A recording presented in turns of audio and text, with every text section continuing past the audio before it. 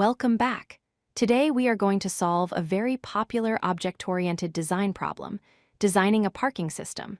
This is a great exercise for understanding class design and managing state.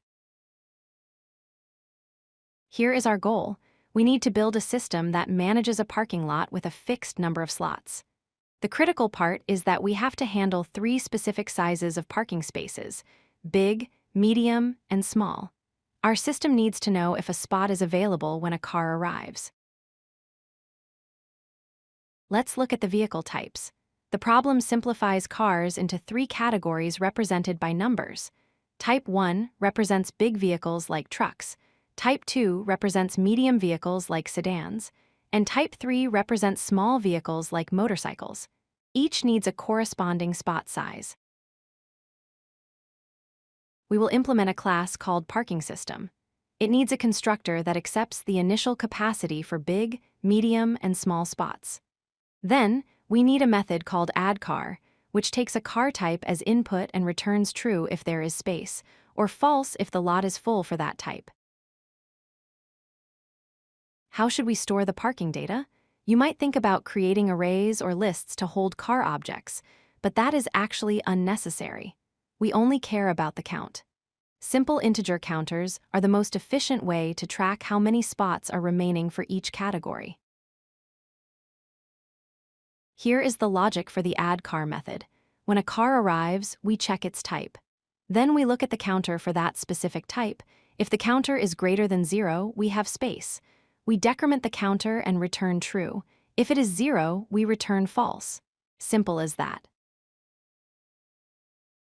Let's write the code. Inside our class, we declare 3 integer variables. In the constructor, we simply assign the values passed into these variables. This sets up our initial inventory of parking spots. Now for the core logic.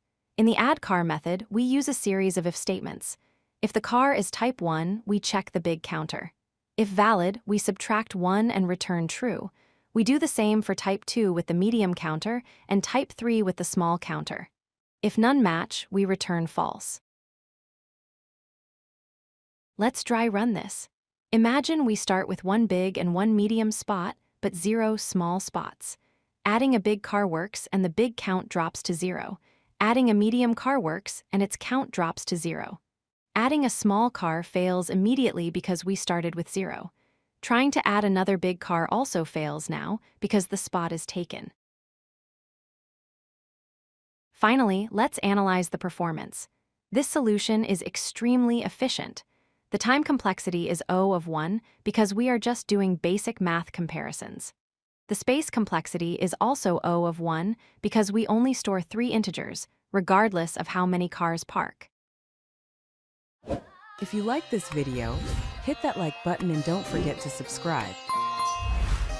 Visit codelucky.com for more such useful content.